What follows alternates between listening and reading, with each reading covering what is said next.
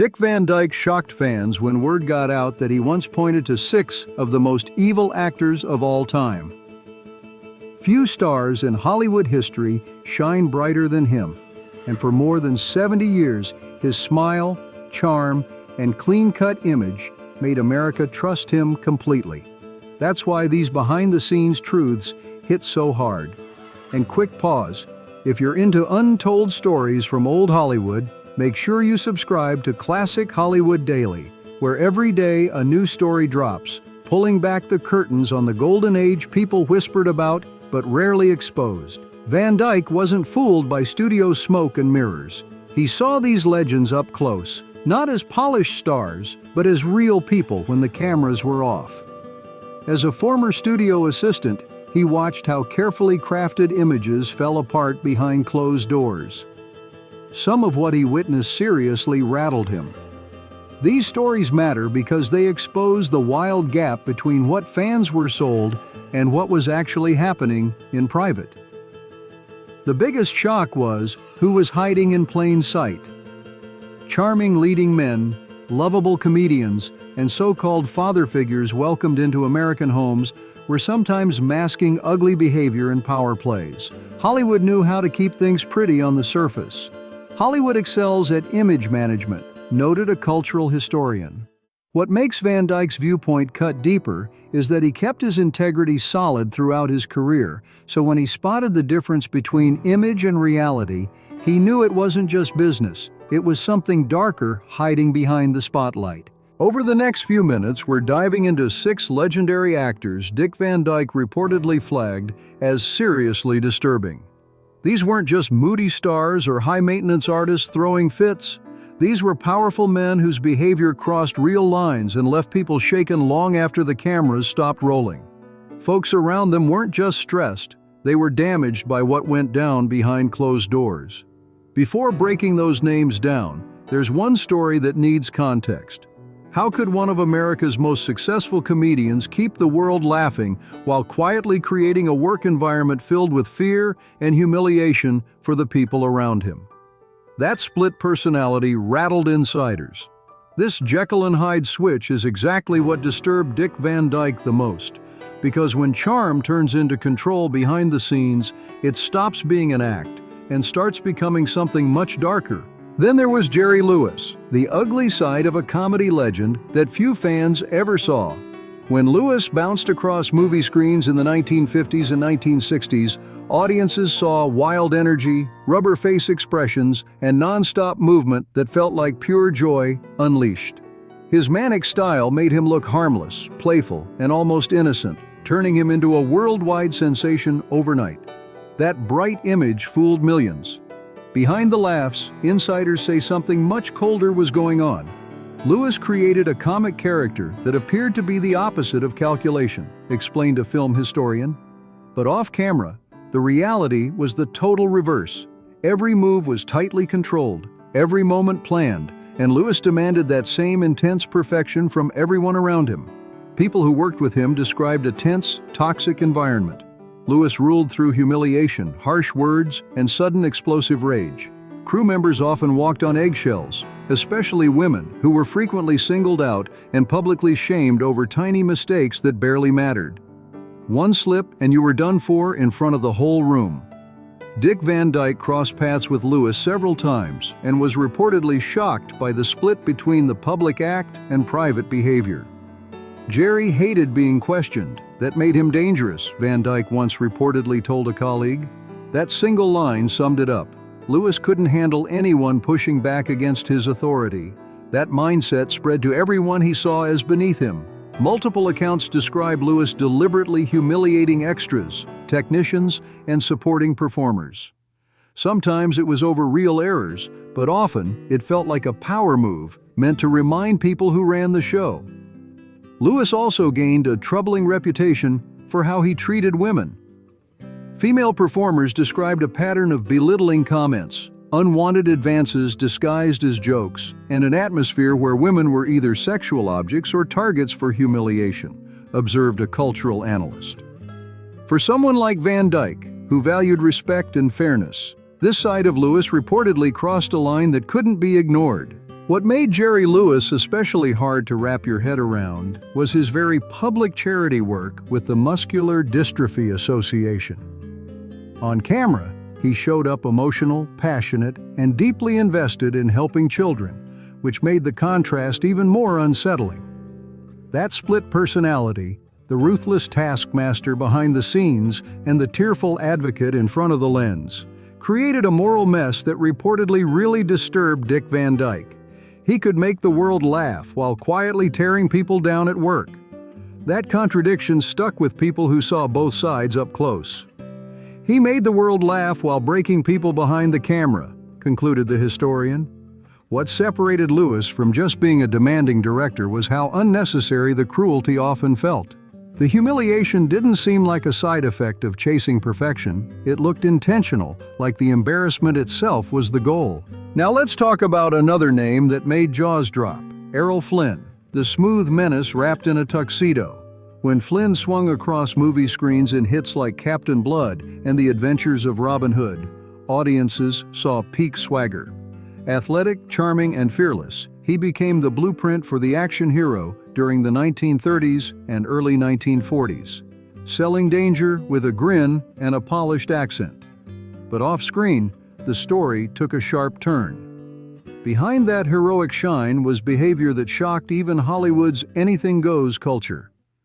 Flynn's screen persona was intoxicating precisely because it suggested danger contained within acceptable boundaries, explained a film historian. His characters bent the rules, but always for a higher cause, which made them easy to root for. Real life flipped that image upside down.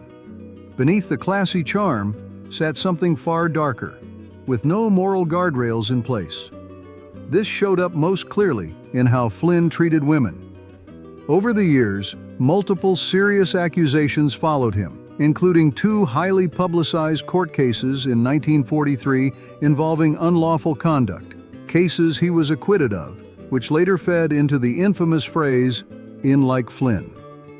The troubling behavior didn't stop there. Numerous women later described encounters that ranged from aggressive harassment to outright violence. Dick Van Dyke reportedly labeled Flynn "poison in a tux" during a private conversation, according to an entertainment historian. That line hit hard because Flynn's polished image didn't soften the danger, it made it harder to spot.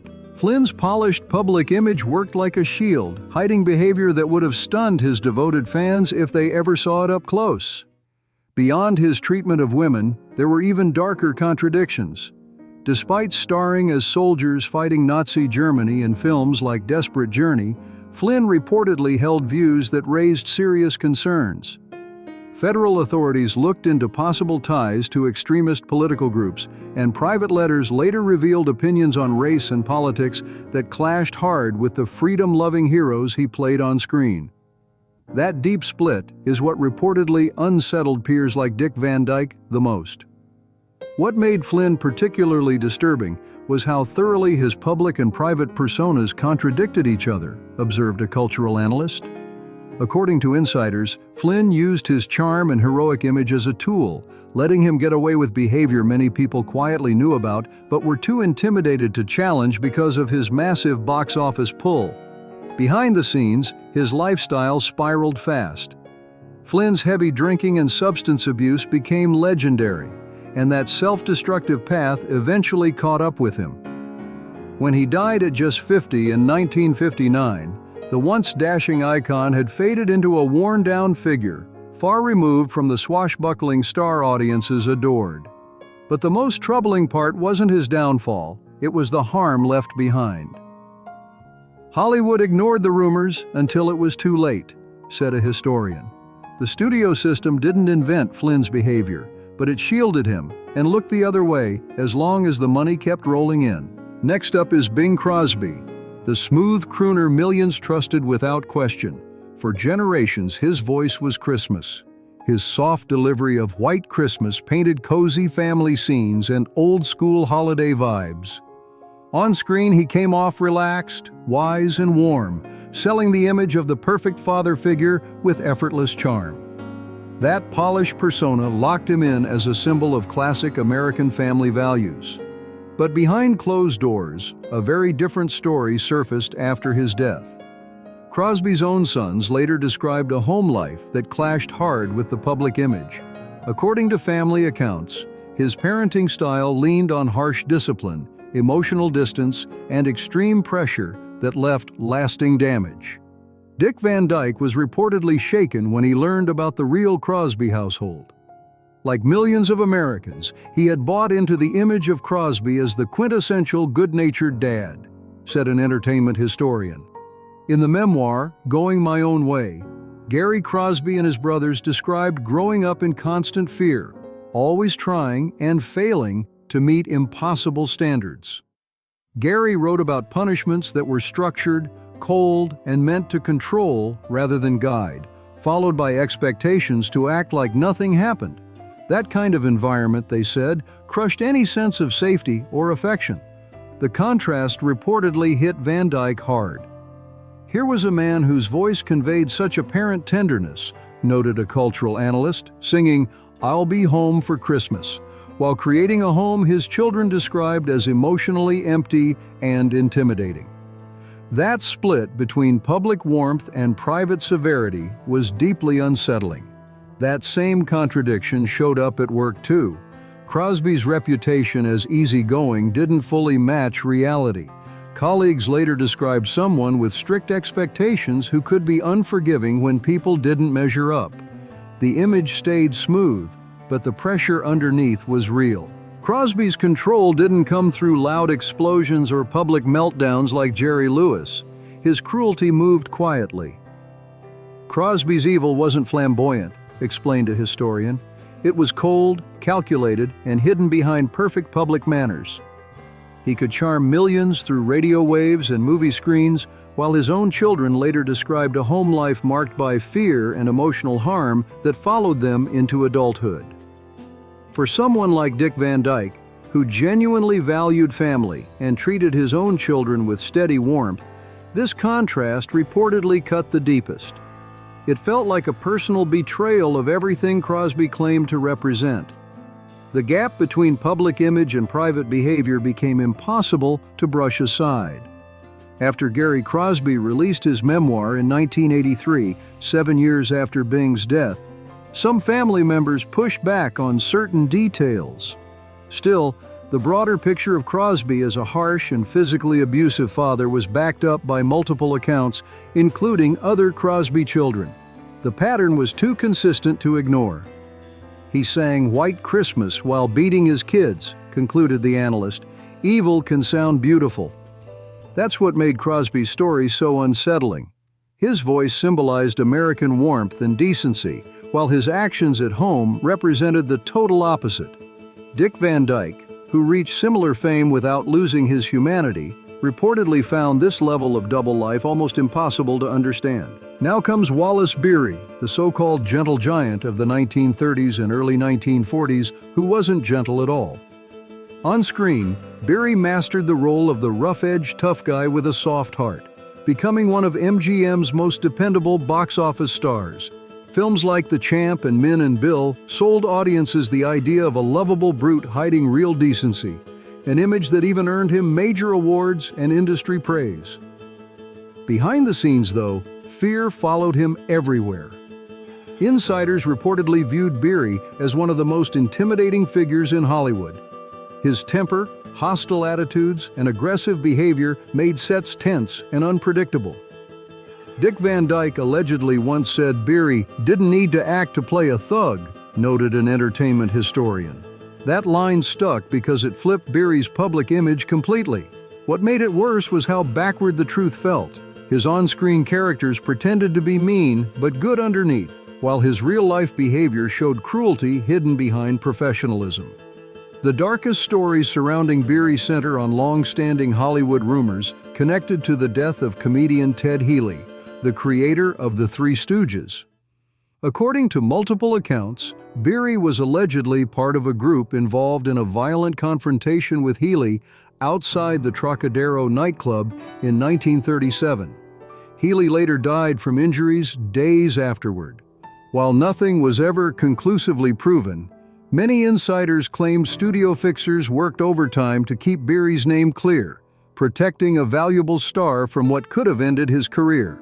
Even beyond that incident, the pattern worried people. Whether the rumor is exact or not reflects what many who worked with Beery reported, that his violence wasn't just verbal, but physical, explained a film historian. Crew members and co-stars later described intimidation, physical threats, and a work environment driven by fear. Beery's large frame, over 6 feet tall and around 250 pounds, only added to the menace. On top of that, his reported discriminatory behavior created an openly hostile atmosphere on set. He was known for refusing to work with certain colleagues and using offensive language that studios too often tolerated instead of confronting. The image stayed polished, but the reality was raw and unsettling. What really shook people like Dick Van Dyke about Wallace Beery was how deliberate his behavior seemed. What made Beery particularly unsettling was the calculation behind his cruelty, noted a cultural analyst. This wasn't just someone losing his temper now and then. His abuse followed a pattern, like he genuinely believed certain people didn't deserve basic respect or dignity. Unlike other difficult stars who at least backed up their behavior with undeniable talent, Beery didn't have that excuse. Industry insiders often described him as a performer with solid instincts, not rare brilliance. His long career and hefty MGM paycheck weren't built on greatness, but on consistency and mass appeal. Studio head Louis B. Mayer reportedly admired Beery's macho image, which helped keep him protected and employed. He played the lovable brute, but the real brute was behind the eyes, said a historian. That's what disturbed Van Dyke and others the most. The redemption arcs Beery sold on screen had no real-life version. The tough shell didn't hide a heart of gold. It barely covered a capacity for cruelty that sometimes crossed into physical violence. The fact that he built a career playing men whose humanity eventually shines through stands as one of Hollywood's most cynical image tricks. The gap between who Beery pretended to be and who he actually was couldn't have been louder. Number 5. Spencer Tracy, the brilliant actor with a dark drinking problem that few talked about openly. In terms of pure talent, Tracy sat at the top of Hollywood's ladder. His natural, effortless acting style earned him 9 Academy Award nominations and 2 back-to-back wins. He famously told young actors the key was to know your lines and don't bump into the furniture, selling an image of calm wisdom and grounded masculinity. On screen, Tracy often played men of conscience and moral authority. But off-screen, a very different side surfaced during periods of heavy drinking.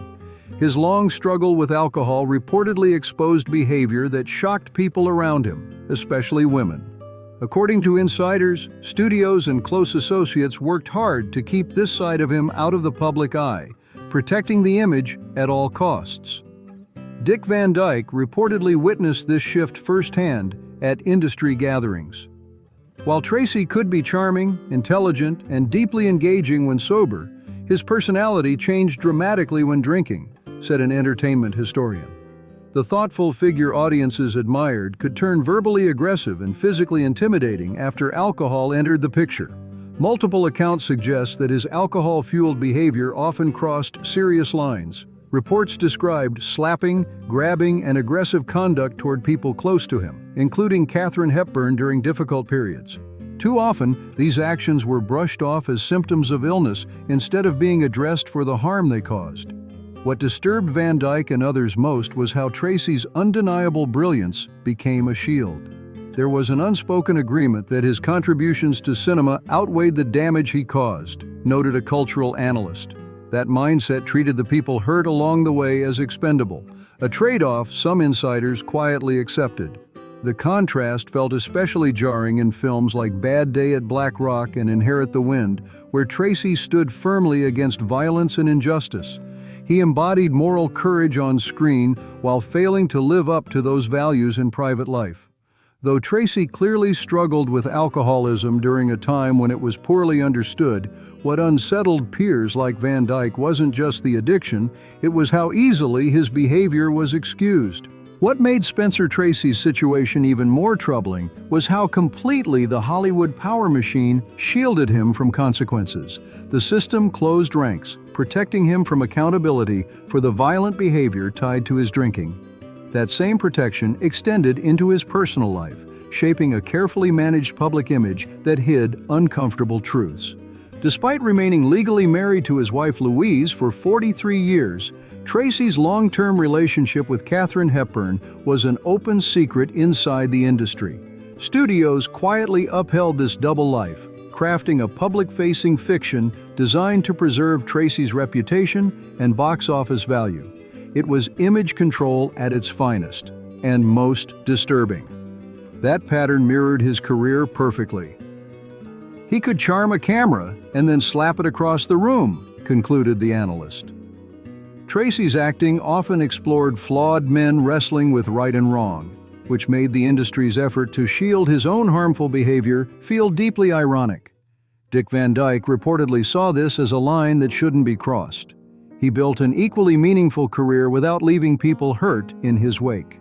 To him, Hollywood's protection of Tracy symbolized a system willing to trade basic humanity for prestige and profit. It was a moral bargain Van Dyke refused to accept in his own life. Number 6. Kirk Douglas. One of the darkest contradictions of Hollywood's golden age for many who worked around him.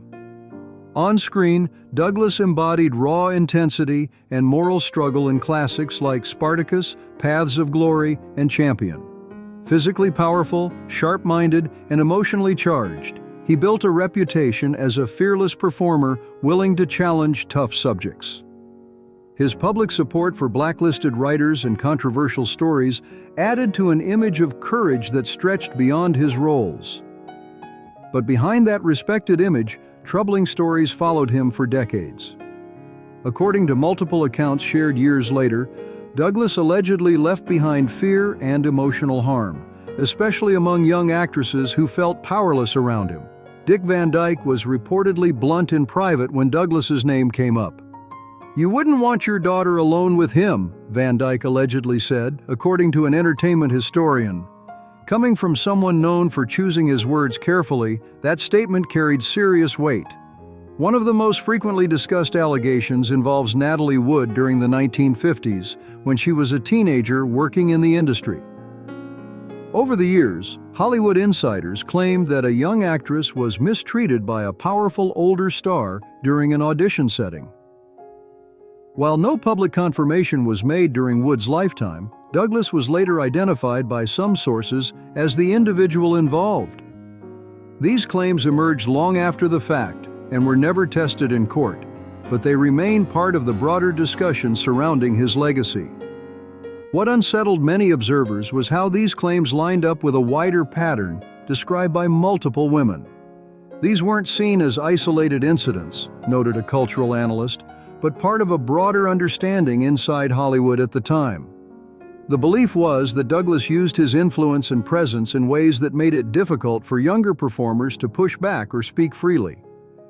That silence wasn't accidental. Douglas's fame and financial value meant the system often stepped in to manage problems quietly. Complaints were reportedly smoothed over through career pressure, private settlements, or intimidation. As a result, many accusations only surfaced after his death at 103 in 2020.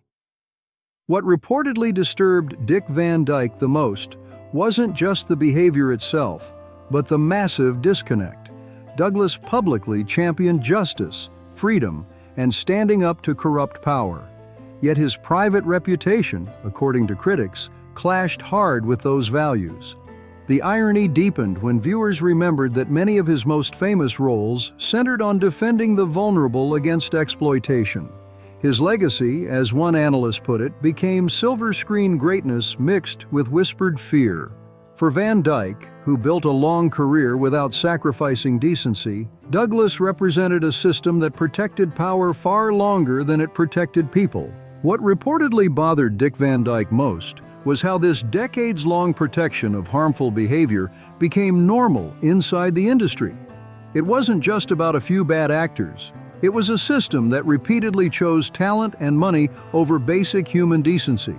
From Jerry Lewis's cruel perfectionism to Kirk Douglas's alleged predatory behavior, each case exposed how Hollywood's image-making machine hid disturbing truths from the public for years. What makes Van Dyke's viewpoint hit harder is that his own career proved another path was possible. Success didn't require cruelty, noted a cultural historian.